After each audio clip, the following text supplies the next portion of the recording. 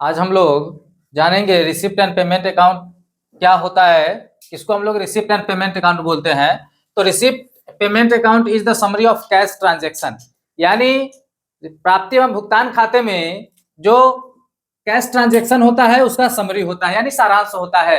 नगद लेन देन का जो सारांश होता है उसी को हम लोग प्राप्ति एवं भुगतान खाता में दिखाते हैं। It is prepare at end of the accounting period, और यह जब अकाउंटिंग पीरियड समाप्त होता है, लेखांकन वर्ष समाप्त होता है, तब इसे तैयार किया जाता है। Real account, receipt and payment account is a real account, यानी प्राप्ति एवं भुगतान खाता वास्तविक खाता होता है। हिंदी में देखें तो प्राप्ति एवं भुगतान खाता नगद तथा बैंक लेन देन के विभिन्न शीर्षकों का सारांश प्रस्तुत करता है। यानी क्या करता है, ये समरी दिखाता है, सारांश प्रस्तुत करता है कैश या बैंक ट्रांजैक्शन का, और यह वित्तीय वर्ष के अंत में तैयार किया जाता है। यानी रिसिप्ट एंड पेमेंट अकाउंट वित्तीय वर्ष के अंत में, यानी फाइनेंशियल ईयर के एंड में इसको प्रिपेयर किया जाता है, तैयार किया जाता है। प्राप्ति एवं भुगतान खाता एक वास्तविक खाता है, यानी यह रियल अकाउंट होता है और इसे कैश बेस पर तैयार किया जाता है, यानी रोकर के आधार पर इसको तैयार किया जाता है। तो अब हम लोग देखेंगे कि कौन कौन से स्टेप आता है इसको तैयार करने में। तो देखिए कौन कौन सा स्टेप।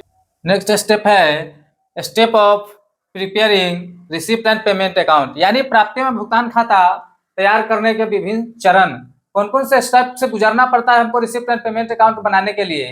तो सबसे पहले स्टेप फर्स्ट होता है, स्टेप फर्स्ट में सबसे पहले हम लोग कैश इन हैंड या कैश एट बैंक जो हमारे पास होगा, कैश इन हैंड या कैश एट बैंक, ये रिसिप्ट एंड पेमेंट अकाउंट के डीआर साइड में दिखाते हैं।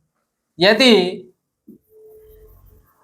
बैंक ओवरड्राफ्ट होता है, ओवरड्राफ्ट होगा, तो वैसी स्थिति में हम इसको रिसिप्ट एंड पेमेंट अकाउंट के सीआर साइड में दिखाएंगे। नेक्स्ट ये स्टेप होता है step second, all receipt, all receipt, यानी सभी प्राप्तियां, चाहे वो कैपिटलाइजेशन नेचर का हो या रेवेन्यू नेचर का हो, सभी प्राप्तियां जो हमारे पास इस वर्ष आया है, चाहे वह प्रीवियस ईयर का हो, नेक्स्ट ईयर का हो या करेंट ईयर का हो, किसी भी वर्ष का पैसा हो, यदि हमको इस वर्ष प्राप्त हुआ है तो हम उसको रिसिप्ट एंड पेमेंट अकाउंट के डीआर साइड में दिखाएंगे।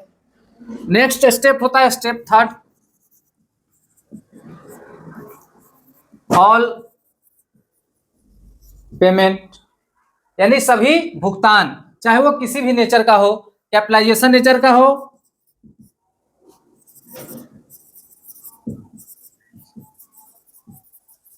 या रेवेन्यू नेचर का हो, किसी भी तरह का पेमेंट, किसी भी नेचर का पेमेंट हो, यह पेमेंट हम या प्रीवियस ईयर का हो, नेक्स्ट ईयर का हो या करेंट ईयर का हो, किसी भी वर्ष का बकाया भुगतान हो या एडवांस दे रहे हैं या इस साल का पेमेंट दे रहे हैं, किसी भी वर्ष का पेमेंट हो, यदि हम करेंट ईयर में कर रहे हैं तो हम उसको रिसिप्ट एंड पेमेंट अकाउंट के सीआर साइड में दिखाएंगे। नेक्स्ट स्टेप होता है स्टेप फोर, इसमें non cash item, non cash items को हम लोग नहीं दिखाते हैं, जैसे बैड डेब्ट्स, डिप्रिसिएशन,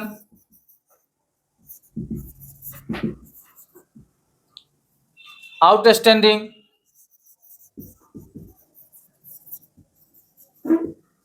ये जो नॉन कैश आइटम हो या जो cash flow, non cash flow बोलते हैं, आउट, जो कैश फ्लो को इन या आउट नहीं करता है, वैसे आइटम को हम लोग इसमें नहीं दिखाते हैं।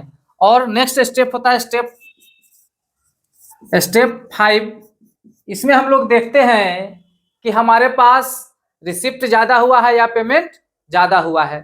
यदि हमारे पास रिसिप्ट ज्यादा है, यानी डीआर का अमाउंट ज्यादा है और CR में जो हम पेमेंट का अमाउंट दिखाए CR में अमाउंट कम है, तो वैसी स्थिति में हमारे पास जो बैलेंस आएगा वह कैश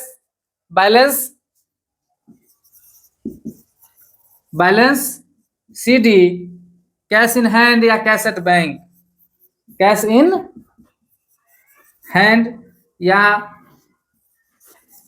कैश एट बैंक होगा और यह CR साइड में होगा। यदि कैश इन हैंड या कैश एट बैंक दिखाते हैं और यह CR साइड में होता है। यदि बैंक कभी कभी पेमेंट ज़्यादा हो जाएगा और रिसिप्ट कम होगा, वैसे कंडीशन में यह बैंक ओवरड्राफ्ट हो जाएगा, बैंक ओवर ड्राफ्ट हो जाएगा और यह DR साइड में हम लोग इसको दिखाएंगे। तो ये हमारा स्टेप हो गया, रिसिप्ट एंड पेमेंट अकाउंट हम कैसे तैयार करें। तो इसके आधार पर अब हम लोग एक फॉर्मेट बनाएंगे रिसिप्ट एंड पेमेंट का, और उसमें कौन कौन से आइटम दिखाते हैं इसके बारे में हम लोग नेक्स्ट वीडियो में जानेंगे। यदि हमारा यह वीडियो अच्छा लगे तो इसे ज़्यादा से ज़्यादा लाइक करें, शेयर करें और सब्सक्राइब करें।